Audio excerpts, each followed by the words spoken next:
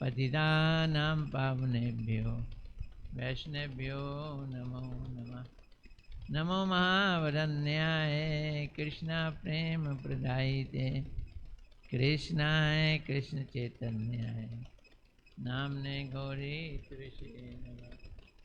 हे कृष्ण करुणा सिंधु दीनबंधु जगतपते गोपेश गोपिका कांत राधा कांत नमस्तुते।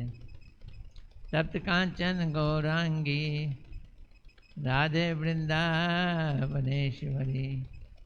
वृषभानुसुत देवी प्रणमामि हरिप्रिय।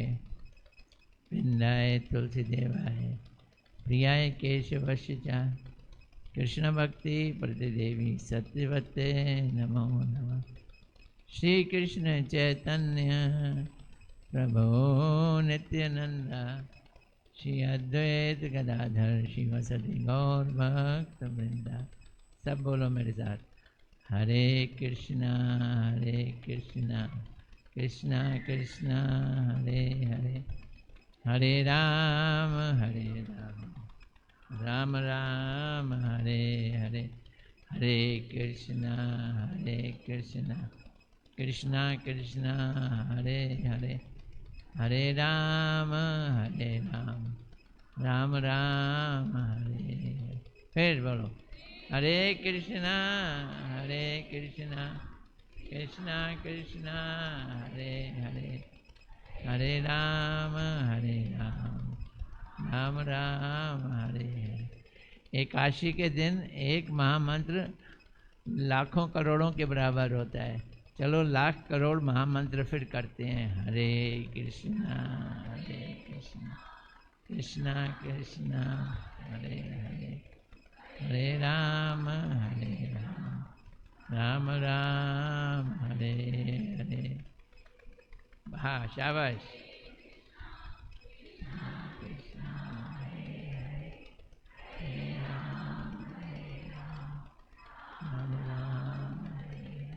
Thank you.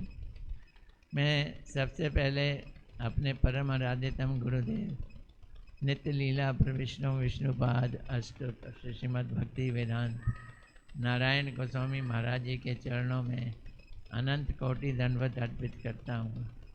तत्पश्चात समस्त गुरु परंपरा के चरणों में मेरा हृदय से अनंत कोटि दंडवत प्रणाम।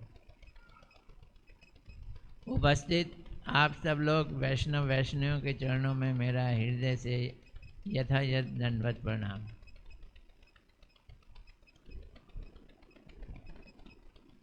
ये श्री रमन बिहारी गौड़िया मठ में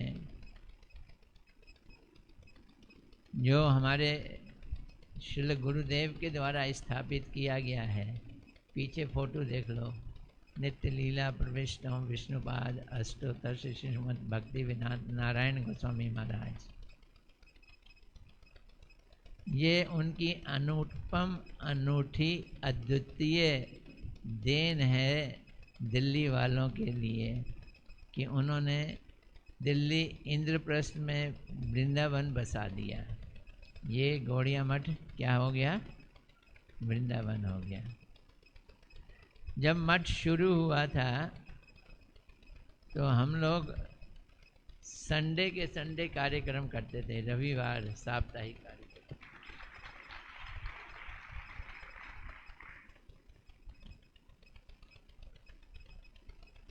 और सबको उपदेश देखते थे, कथा करते थे। उस समय मैं अधिक दिखाई देता था चारों तरफ, अब इतना नहीं दिखाई देता, लेकिन उस समय दोपहर की भी कथा मैं करता था, तो शाम की भी कथा मैं ही करता था। हमारे भक्त लोग भी करते थे। हमने एकादशी का बहुत प्रचार किया। तो धीरे धीरे क्या हुआ कि हमने एकादशी व्रत रखवाने के लिए कि लोग एकादशी व्रत रखें, एकादशी को व्रत का प्रसाद बांटना शुरू कर दिया।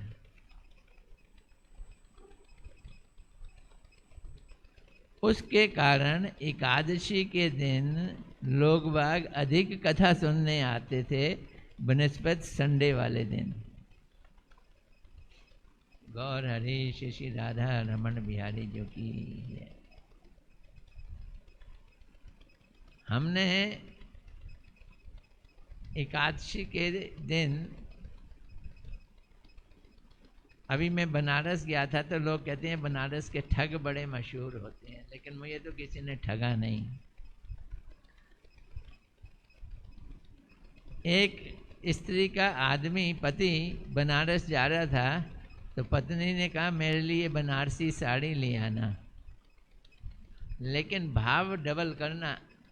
अगर वो 200 रुपया बोले तो आप 100 रुपये में मांगना, क्योंकि वो लोग ठगते हैं। अब जी ये पहुंचा बनारस, साड़ी लेने लगा।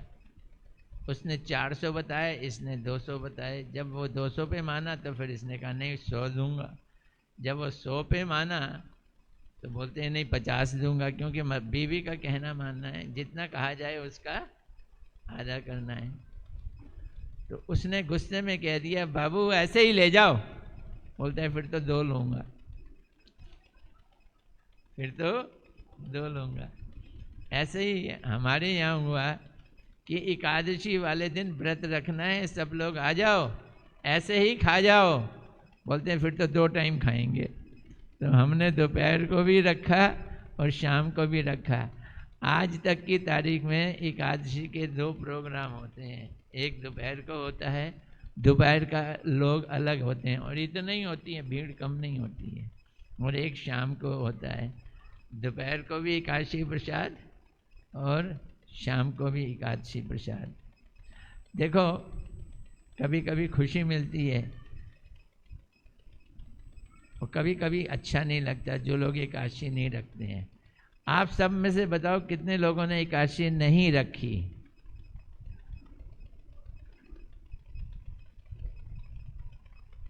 गिनती के 5-6 हाथ उठे हैं। अब आप बताओ यहाँ पर 400 आदमी बैठा हुआ है और उसमें से 4 आदमी कहते हैं हमने एकादशी नहीं रखी, तो उनको क्या सोचना चाहिए कि नहीं कि हमें एकादशी रखनी है? जिसने नहीं रखी हाथ खड़ा करे। नहीं रखी, अब रखोगे? अब रखोगे ना? यहाँ एकादशी वाले दिन आओगे, एकादशी रखोगे ना? रखेगी? Good girl. मुझे बच्चे लोग जब भक्ति में आते हैं तो बड़ा अच्छा लगता है।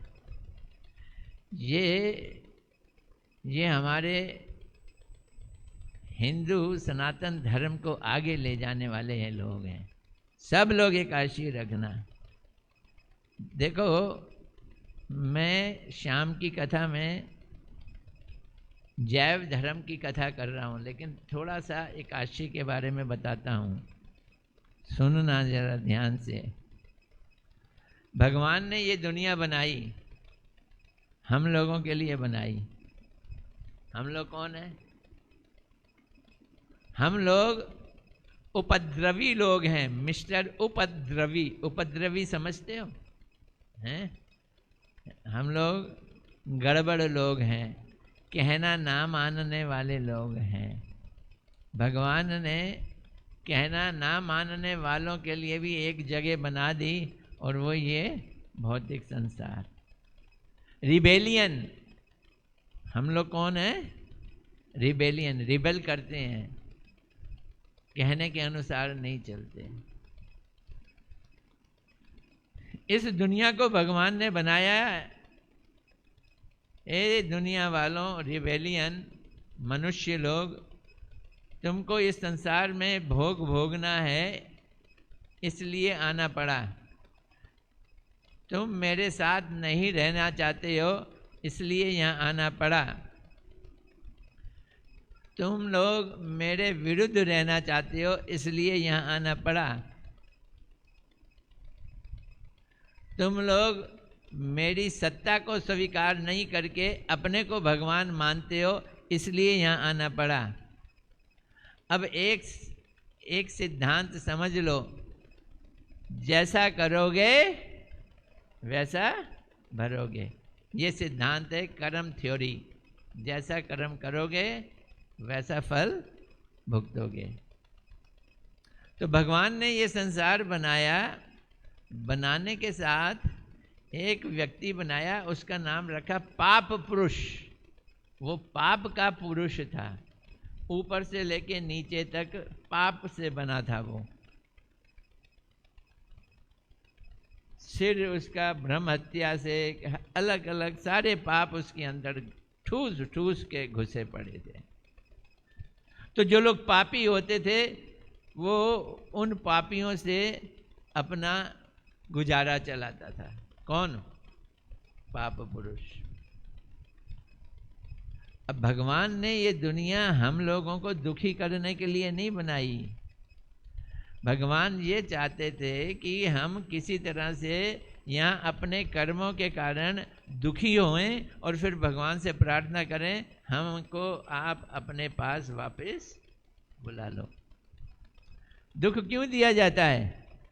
दुख इसलिए दिया जाता है, तौबा मेरे बाप की तौबा, अब मैं नहीं करूँगा, गलत काम नहीं करूँगा। और गलत काम एक ही है, भगवान को भूलना, भगवान के विरुद्ध जाना, भगवान का डिसओबीडियंट बनना, बस एक गलत काम। एक गलत काम में करोड़ों गलत काम हो जाते हैं। अब भगवान देख रहे हैं कि लोग आए हैं, गड़बड़ कर रहे हैं, दुखी भी हो रहे हैं, तो उन्होंने ये संसार हम लोगों के लिए एक तरह से जेल बनाई। क्या बनाई? जेल। क्या जेल है? जैसा करोगे वैसा भरोगे, वैसी तुमको जेल मिलेगी। इस जेल में सबसे खतरनाक जेल कहाँ है मालूम है? सबसे नीचे, जिसे नर्क लोक कहते हैं। नर्क लोक में बहुत कष्ट उठाने पड़ते हैं, बहुत कष्ट। वो भी जेल है। पृथ्वी में हम और आप मनुष्य बनकर आते हैं, लेकिन यहाँ सब कोई सुखी तो रहता नहीं है, ये भी जेल है। अगर मर के कुत्ते बिल्ली बनेंगे तब भी हमें दुख उठाना पड़ेगा। शास्त्रों में लिखा है कि मर के अगर पेड़ बन गए तो हजारों लाखों साल तक पेड़ ही बने रहना पड़ेगा। पेड़ की हिस्ट्री देखो। जीव है पर चल नहीं सकता, जीव है पर बोल नहीं सकता, उसको काटो तो कुछ कर नहीं सकता। भगवान ना एक दिन यमलोक चले गए। कहाँ चले गए? यमलोक। यमलोक में क्या होता है? यमलोक में लोगों को नरक में भेजा जाता है उनके काम के हिसाब से। यमलोक में चले गए, यमराज से बातें कर रहे थे। जब वो यमराज से बातें कर रहे थे तो नरक में लोगों के चीखने चिल्लाने की आवाज़ आई। जब लोगों के चीखने चिल्लाने की आवाज़ आई तो हैं तो भगवान, पर पूछते हैं यमराज से, ये क्या हो रहा है भाई? लोग क्यों चीख रहे चिल्ला रहे हैं? बोलते हैं इसलिए चीख रहे चिल्ला रहे हैं कि उन्होंने गलत काम किए, उनकी पिटाई हो रही है। बोलते हैं दिखाना तो। बड़ी बुरी तरह से पिटाई होती है। आय हाय, जैसे गन्ने का रस निकालते हैं ना, उसमें डाल के ऐसे ऐसे घुमा के, ऐसे ही लोगों को घुमा के उसके अंदर डाल दिया। वो चीख रहे हैं, चिल्ला रहे हैं। कर्म जैसे किए वैसा फल मिलेगा। भगवान ने कहा नहीं नहीं यार, इन लोगों का कुछ कल्याण करना चाहिए। तो भगवान श्री कृष्ण जो कि विष्णु के रूप में यमराज के पास आए थे, वहीं खड़े खड़े वो एकादशी तिथि बन गए, एकादशी बन गए। कौन बन गए? भगवान एकादशी बन गए। और उसने सारे नरकों के लोगों को कहा कि आज मैं तुम्हारा कल्याण करूंगा एकादशी के रूप में, तुम सब लोग व्रत कर लो। क्या करो? व्रत कर लो। मरता क्या ना करता। यम के इतने कष्ट थे, सबने व्रत कर लिया तो 100% सबके सब लोग बैकुंठ चले गए। कहाँ चले गए? बैकुंठ चले गए। अब ये बात सारी मार्केट में फैल गई, इस ब्रह्मांड में फैल गई, एकादशी रखो और बैकुंठ जाओ, एकादशी रखो और बैकुंठ जाओ। सबने एकादशियां रखनी शुरू कर दी। नरक में जाने वाला कोई बचा ही नहीं। अब वो पाप पुरुष आया भगवान के पास, महाराज पहले तो लोग पाप करते थे, मैं उनके पास चला जाता था, उनके द्वारा कुछ मुझे खाने पीने को भोजन मिल जाता था। अब तो मेरा कहीं कोई देखभाल करने वाला नहीं है, कोई पाप करने वाला ही नहीं बचा। मेरा क्या होगा? मैं चारों ओर घूम के देख लिया, मुझको तो अपने रहने का कोई स्थान मिल नहीं रहा, मैं क्या करूं? भगवान ने कहा चलो तुम्हारा कल्याण करते हैं। एकादशी वाले दिन तुम अन्न और अन्न जाति चीज़ों में जाकर रह लेना, तुमको रहने का स्थान देता हूँ। कहाँ पे? अन्न और अन्न जातीय चीज़ों में जाकर रह लेना। जब तुम अन्न और अन्न जाति चीज़ों में रहोगे तो उस दिन जो अन्न खाएगा वो क्या खा लेगा? पाप खाएगा। तुम्हारे को मिल गया काम, खाना मिल गया। दुनिया में सबसे ज़्यादा श्रेष्ठ व्रत है तो एकादशी व्रत है। कोई सोमवार का रखते हैं, कोई मंगल का रखते हैं, कोई कुछ रखते हैं, कोई कुछ रखते हैं, लेकिन हाईएस्ट व्रत कौन सा है? एकादशी। क्योंकि एकादशी और कोई नहीं है, स्वयं भगवान कृष्ण है। कृष्ण ही एकादशी बन गए। बाकी सारे व्रतों के करने से किसी को स्वर्ग मिल जाएगा, किसी को पुत्र मिल जाएगा, किसी को कुछ मिल जाएगा, और नहीं करोगे तो नुकसान नहीं है। पर एकादशी व्रत एक ऐसा है, करोगे तो भगवान का धाम मिल जाएगा और नहीं करोगे तो पाप मिलेगा। क्यों? अगर एकादशी नहीं करोगे तो क्या खाओगे? अन्न खाओगे, अन्न खाओगे तो पाप मिलेगा। ये एकमात्र व्रत ऐसा है करने से हाईएस्ट स्टेज क्या? भगवान मिल जाएंगे, और ना करने से लोएस्ट स्टेज यानी पाप करना पड़ेगा। अब सोच लो करनी है कि नहीं एकादशी? हैं? अब सब करेंगे ना? करोगी एकादशी? खाने पीने की चिंता नहीं करना, दोपहर को भी यहाँ आ जाना और शाम को भी यहाँ आ जाना, दोनों टाइम हम आपको एकादशी वाला प्रसाद खिला देंगे। ये रमन बिहारी जी का आप लोगों के प्रति विशेष कृपा है। मुझे बड़ी खुशी है कि संडे में इतने लोग कभी नहीं आते थे। जो हम मंथली क्लास करते थे और उसमें हम आलू पूड़ी सब्जी चावल बांटा करते थे, लेकिन एकादशी का प्रसाद पाने के लिए एकादशी का व्रत रख कर इतने सारे लोग यहाँ आ जाते हैं, इसलिए सबके लिए तालियां।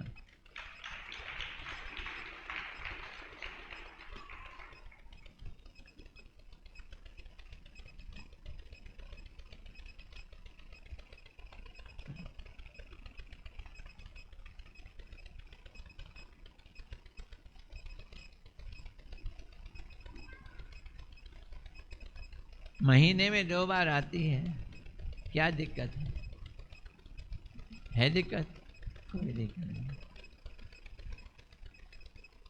लोग बाग नवरात्रे व्रत रख लेते हैं, कोई दिक्कत नहीं होती। एकादशी रखने में क्या दिक्कत है? एकादशी रखते समय एक चीज पे विश्वास करो कि ये खुद कृष्ण है। माधव तिथि भक्ति जननी यतने पालन करी। इस तिथि को कृष्ण कह लो या कृष्ण की तिथि कह लो, यतन से पालन करो तो क्या मिल जाएगी? भक्ति मिल जाएगी। एकादशी से भक्ति मिलती है। किसी भी संप्रदाय में, वैष्णव संप्रदाय में चले जाओ, सब जगह एकादशी का व्रत रखा जाता है।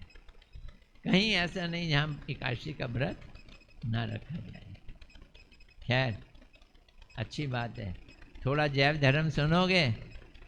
जो लोग नहीं सुन रहे थे उनको भी समझाने की कोशिश कर रहा हूँ। बहुत सारे लोग नए आए हैं, इसलिए मैंने एकादशी पे बात की है। किसी को कुछ पूछना है वो भी किया जा सकता है। जैव धर्म तो हम कल भी और कर सकते हैं। मैंने जो इतना बताया उसमें किसी को कुछ पूछना है? इतने सारे लोग आए हो, अच्छे अच्छे लोग हो। आप लोगों के कारण मेरे को भी उत्साह हो रहा है। पूछना है किसी को? वो पीछे एक हाथ उठा रही है, पूछो।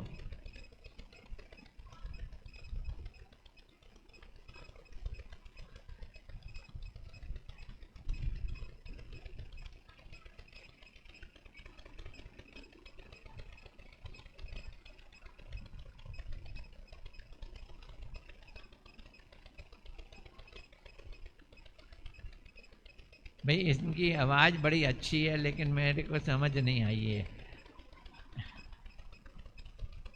आप मेरे सामने आओ या किसी को बताओ वो क्या बोल रहा है। आ जाओ।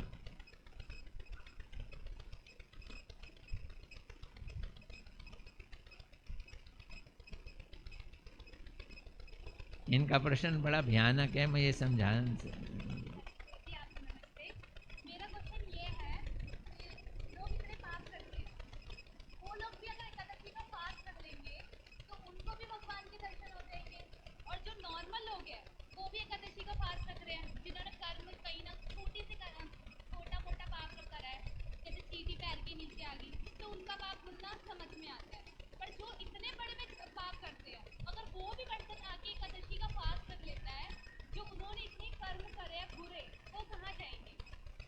देखो बेटे, एक बात समझना अच्छी तरह से।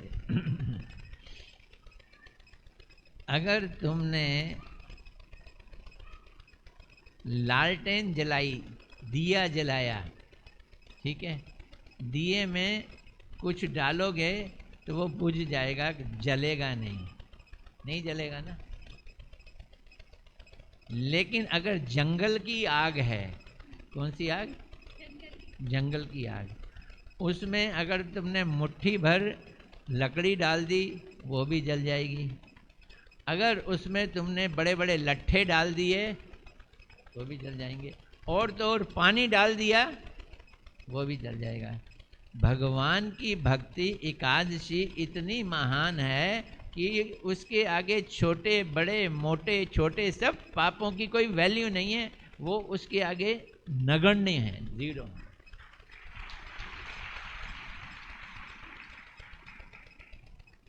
रावण ने इतना पाप किया कि सीता को उठा के ले गया, लेकिन अंतिम समय में हे राम किया और गया भगवान के पास एक ही बार। क्यों? भगवान इतने ताकतवर हैं, हमारे जो पाप हैं छोटे हों मोटे हों बड़े हों उसका कोई विशेष फर्क नहीं पड़ता। हाँ, अगर हम अपने पापों को शास्त्रों के हिसाब से डील करके हटाना चाहें, प्रायश्चित करके, तो मुश्किल है। जैसे बैठ जाओ, तुम यहीं बैठ जाओ, एक उदाहरण देता हूँ।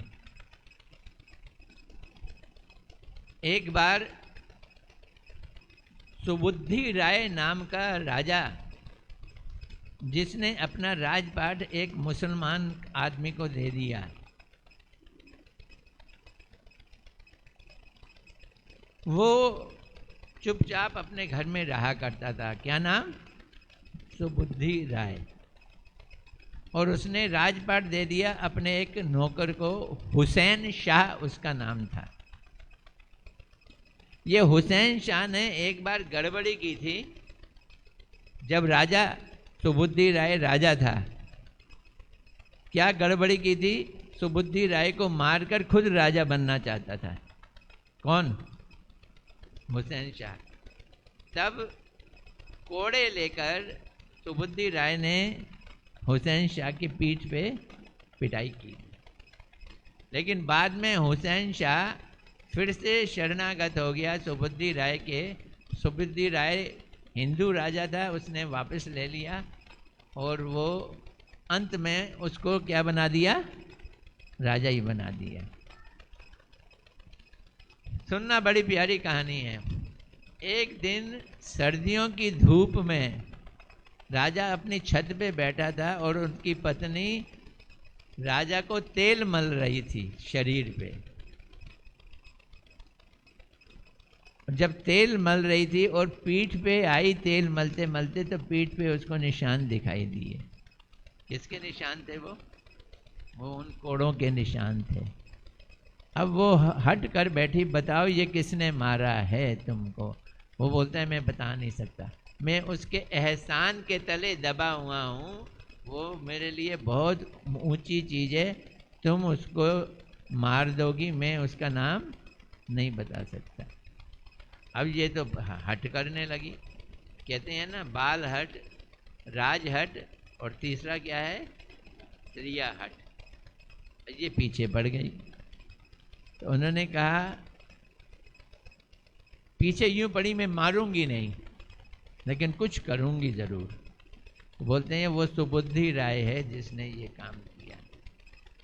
इसने क्या किया, सुबुद्धि राय को अपना मुस्लिम चीज खिला पिला दी, और जो वजू करते हैं उनका जो गंदा पानी होता है वो पिला दिया। अब उसके पीने से सुबुद्धि राय का हिंदू धर्म क्या हो गया, भ्रष्ट हो गया। अब सुबुद्धि राय पंडितों के पास पहुंचा कि मेरा धर्म भ्रष्ट हो गया है, मैं क्या प्रायश्चित करूं कि मेरा धर्म जो है वो फिर से ठीक हो जाए। सुन रहे हो? पंडितों ने कहा ये तो बहुत गड़बड़ बात हो गई है, तुमको खौलता हुआ तेल घी पी कर अपने प्राण त्याग दो, तो फिर तुम इस पाप से मुक्ति पाओगे। ये फिर बनारस आ गया सुबुद्धि राय। बनारस के पंडितों से पूछा कि वो शायद कुछ कंसेशन कर दें। बनारस के पंडित कहते हैं कि ये पंडित तो कुछ जानते ही नहीं है, असल में तो खौलता हुआ घी एक जना तुम्हारे सिर पे डाले और एक जना तुम्हें पिलाए और फिर तुम प्राण त्यागो तो तुमको इस पाप से छुट्टी मिलेगी। अब ये बहुत निराश हो गया। निराश होके बिंदु माधव, वो अश्वमेध घाट है वहाँ पे, कहाँ पे, बनारस में, वहीं पे महाप्रभु जी आए हुए थे और वो सनातन गोस्वामी जी को शिक्षा दे रहे थे। ये तो महाप्रभु जी के चरणों में जाके गिर गया। कौन? सुबुद्धि राय। मैं क्या करूं, मेरे को तो इतना ज़बरदस्त प्रायश्चित करने को बताया गया है शास्त्रों से। महाप्रभु बोले ये सारे के सारे पंडित बेवकूफ़ हैं, ये शास्त्रों की बड़ी बड़ी बातें तो जानते हैं लेकिन शास्त्रों का सार नहीं जानते। उनका सार क्या है? बोलते सार ये है कि तुम भगवान का नाम लो, नाम लेने से ये सारे पाप जो हैं वो मिनटों में ख़त्म हो जाएंगे। मरने की ज़रूरत नहीं है, वो मिनटों में ख़त्म हो जाएंगे। तुम सिर्फ दो काम करो। क्या काम करो? कि एक तो भगवान का नाम जाप करो और दूसरा वृंदावन चले जाओ न। फिर वृंदावन में बंगाली वैष्णव बहुत जाते हैं। बंगाली वैष्णवों को नहाने के लिए सरसों का तेल चाहिए होता है। यूपी के लोग तेल लगा के ऐसे नहीं नहाते, लेकिन बंगाली लोग नहाते हैं। तो तुम क्या करना, घाटों की सीढ़ी साफ करना, उन बंगालियों को तेल देना और संग में क्या करना, जाप करना, हरे कृष्ण कृष्ण कृष्ण हरे हरे, हरे राम राम राम। तो जिस तरह से तुम कह रही हो भयानक पाप और हल्के पाप, उनके प्रायश्चित हमारे शास्त्रों में भयानक प्रायश्चित और कम भयानक प्रायश्चित लिखे हुए हैं।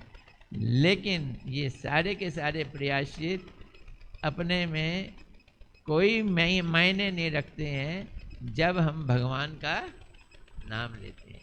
भगवान के शरणागत हो जाएं, फिर उसकी कोई वैल्यू नहीं है। जैसे आप सड़क पे जा रहे हो और सड़क पे ट्रैफिक जैम है, तो आप फंस गए। जब तक जैम में आप फंसे रहोगे, कभी कभी 2-2, 3-3 घंटे जैम में फंसे रहना पड़ता है। मुझे कभी बताया था किसी ने, कश्मीर में जाते समय और आते समय कई बार ऐसा जाम लग जाता था कि 6-6 घंटे लोगों को उस सड़क पे खड़ा रहना पड़ता था। लेकिन बाय द वे कोई दिल्ली से कश्मीर हवाई जहाज पे जा रहा हो तो नीचे कितना भी जैम हो हुआ करे, लेकिन हवाई जहाज वाले को कोई फर्क नहीं पड़ता। इसलिए भगवान का नाम हवाई जहाज की यात्रा है, जिसमें छोटे मोटे पाप जैम नहीं काम करते हैं। बड़े से बड़ा पाप भी मिनटों में ख़त्म हो जाता है। काम एक करना है, क्या? हरे कृष्णा कृष्णा कृष्णा हरे हरे, हरे राम राम। और एक और काम करना है, एकादशी का व्रत रखना है। एकादशी का व्रत, अब वैसे तो व्रत को बहुत सख्ती से बताया गया है कि अगर हमें व्रत रखना है तो व्रत रखने के लिए ज़रूरी है, क्या ज़रूरी है?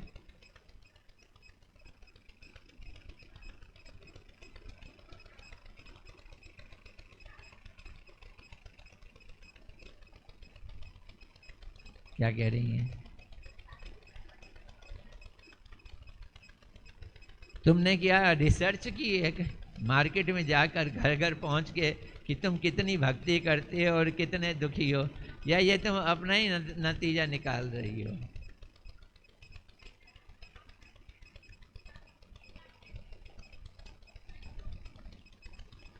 नहीं, तुमने तो अपने लिए ले लिया, दूसरों से तो पूछ के देखो कितने कितने किए। 100, 200, 300 लोगों को देखा होगा। दुनिया में 10 अरब लोग हैं, चेक किया है सबको। देखो, एक बात समझ लो, ये दुनिया ऐसी भगवान ने बनाई है कि यहाँ कोई सुखी नहीं है, कोई सुखी नहीं है। कितना भी अच्छा आदमी क्यों ना हो, बूढ़ा होगा कि नहीं, बीमार होगा कि नहीं, कष्ट आएगा कि नहीं? ऐसा कोई भी नहीं है जिसको हमेशा प्रॉफिट हो। नुकसान भी होगा बिजनेस में, प्रॉफिट भी होगा बिजनेस में। ये दुनिया भगवान ने सुख और दुख के दो वो ताने बाने से बनाई है, सुख और दुख के ताने बाने से बनाई है। पिछले जन्मों में किसी ने अच्छे कर्म किए तो वो आपको अभी सुखी दिखाई दे रहा है। चलो एक और कहानी सुना देता हूँ आपको, ध्यान से सुनना। एक राजा था, नहीं, एक महात्मा थे। महात्मा बैठे हुए थे, तो महात्मा के पास राजा का बेटा राजकुमार आया, प्रणाम किया। तो महात्मा ने कहा, लंबी दीर्घ आयु हो तुम्हारी। राजा के बेटे को क्या कहा? तुम्हारी दीर्घ आयु हो। फिर महात्मा क्या हुआ? दीर्घ आयु पसंद नहीं आई आपको? हैं? अरे 2 मिनट रुक जा, कुछ नहीं होता तुम्हारे खाने को, खाना बनाना है। 2 मिनट रुक जा, 9:15 बजे तक मैं ख़त्म कर दूंगा, ठीक है? दूसरा आदमी आया। दूसरा आदमी जो उनके पास आया वो पापी था, ब्रह्मचारी था। सॉरी, वो कौन था? ब्रह्मचारी, मठ का ब्रह्मचारी। तो उन्होंने कहा, तुम्हारी जिंदगी खत्म हो जाए अभी। ब्रह्मचारी को क्या आशीर्वाद दिया? अभी मर जाओ। राजा के बेटे को कहा, लंबी उम्र हो। ब्रह्मचारी को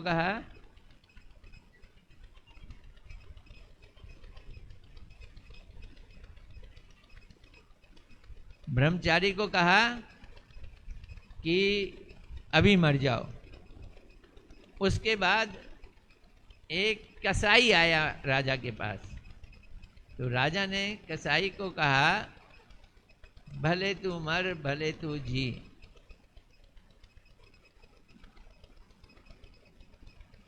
उसके बाद फिर एक भक्त आ गया, वैष्णव आ गया, उसको भी बोला जिएगा तो अच्छा है, मरेगा तो अच्छा है। अब उनके शिष्यों ने पूछा, अलग अलग आपने उत्तर क्यों दिए हैं? ये प्रश्न किसने किया था? उन्होंने किया था। आप मुझे देखो और सुनो जरा ध्यान से, इधर उधर ध्यान दे दोगे तो सब किए किराए पे साड़ी फिर जाएगी। ध्यान से सुनो।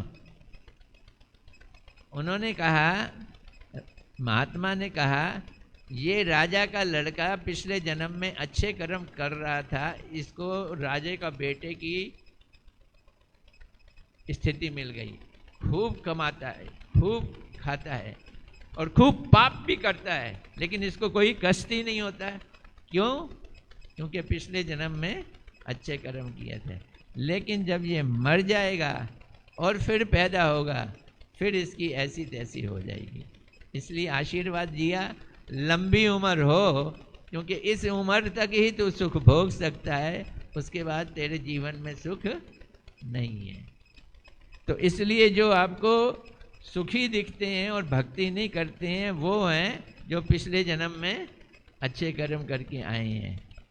और फिर जो ब्रह्मचारी था, मठ में रहता था, उसको कहा तू जल्दी मर। बोलते हैं वो ब्रह्मचारी की अवस्था तक बहुत अच्छे कर्म कर रहा था, भगवान का नाम ले रहा था, लेकिन अब उम्र बढ़ रही थी तो थोड़ा थोड़ा इसका आकर्षण लड़कियों की तरफ भी होने लगा। किसका? ब्रह्मचारी। और कुछ दिनों के बाद उसके बिगड़ने के चांसेस थे। उन्होंने कहा तू अभी मर जा, क्योंकि अभी तक तेरा रिकॉर्ड अच्छा है। और तीसरा ब्याज आया, वो घटिया आदमी था।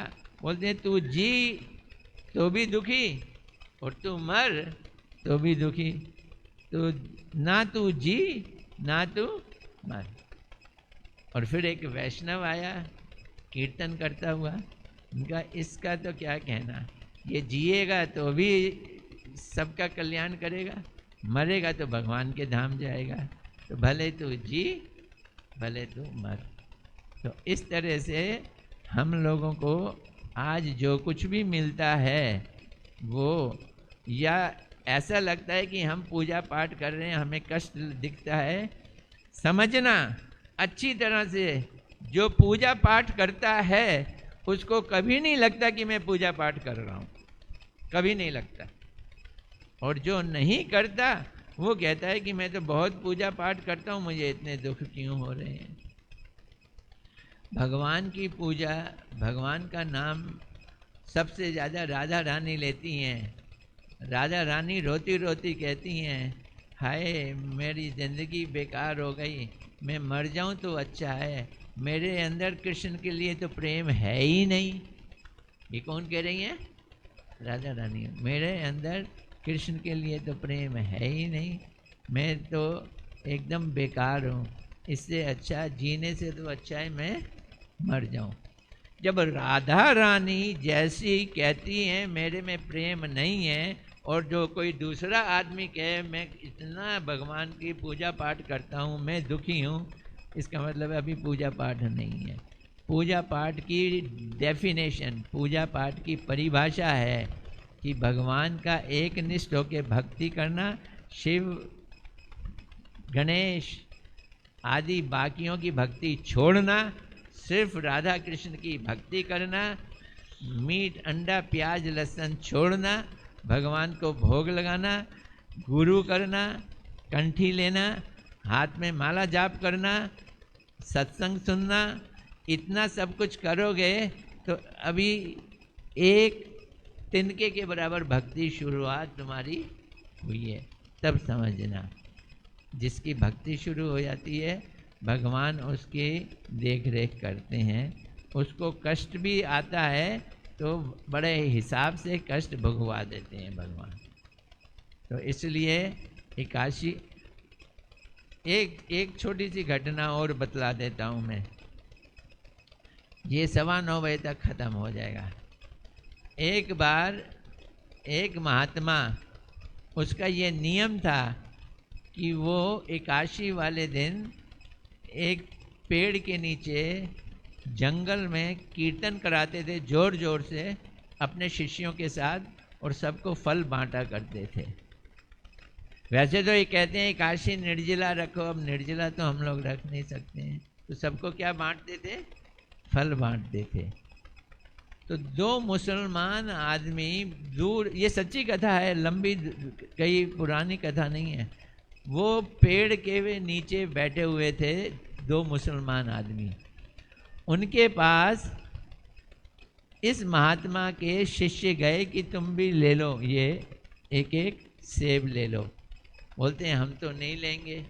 क्यों नहीं लोगे? बोलते हैं आज एकादशी है। बोलते हैं हाँ आज एकादशी है तभी तो हम फल दे रहे हैं। बोलते हैं नहीं, हम तो एकादशी बिना पानी के निर्जला करते हैं। भाई तुम तो मुसलमान हो, ऐसा क्यों करते हो? बोलते हैं एक बार हम टेम्पो चलाते हैं, टेम्पो चला रहे थे, सामान ले जा रहे थे, रास्ते में गाड़ी हमारी खराब हो गई, हमारे पास पीने को पानी नहीं था, हमने गाड़ी ठीक करने की कोशिश की, ठीक ही नहीं हुई गाड़ी। उस दिन ना हम कुछ खा सके ना कुछ पी सके। फिर एक छप्पर था पास में कहीं, रात में हम उसी पे जाके चादर बिछा के लेट गए, सो गए। छप्पर के नीचे भूसा था, भूसे में आग लग गई। आग लगने के कारण उसके धुएं से ही हमारा तो गला चोक हो गया और हम मर गए। और हमको यमदूत उठा के ले गए। यमदूत जब उठा के ले गए तो वो एक ऐसे स्थान पे लेके गए जिसमें उन्होंने कहा कि इसका क्या करना है। बोलते हैं ये तो गाय का मीट भी खाया, इसने ये भी किया, इसने वो भी किया, इसको नरक में डाल दो। वो नरक में डालने लगे तो इतने कहा कि नहीं, आज की तारीख एकादशी की थी, इन्होंने ना कुछ खाया ना कुछ पिया और एकादशी का व्रत कर लिया। इनका छोड़ो, फिर ये नरक में नहीं जाएंगे, इनको फिर से मनुष्य की योनि दे दो। बोलते हैं हम आए, हम जिंदा हो गए। जिंदा होते ही हमने पहला काम किया, हम मंदिर गए और पंडित से पूछा कल कौन सी तिथि थी? बोलते हैं कल एकादशी थी। अब हमें समझ आया कि हिंदुओं की एकादशी में कितना बल होता है। तब से हमने निर्णय कर लिया कि हम हर एकादशी को निर्जला व्रत रखते हैं और हिंदू मंदिर जाते हैं, भगवान को प्रणाम करते हैं और उस धर्म का पालन करते हैं। तो मुसलमानों के संग ऐसी घटना घटित हुई कि मजबूरी में भूखे प्यासे रहने से उनको नरक में जाने से बच गए। तो भाई इसलिए जितना हो सके एकादशी का व्रत खूब खूब श्रद्धा के साथ करो।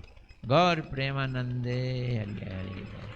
हरे कृष्णा कृष्णा कृष्णा हरे हरे, हरे राम।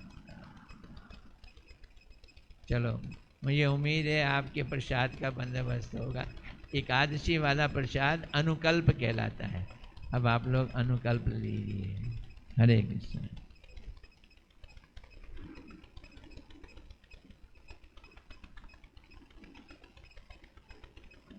बात हुई? आ रहे हैं?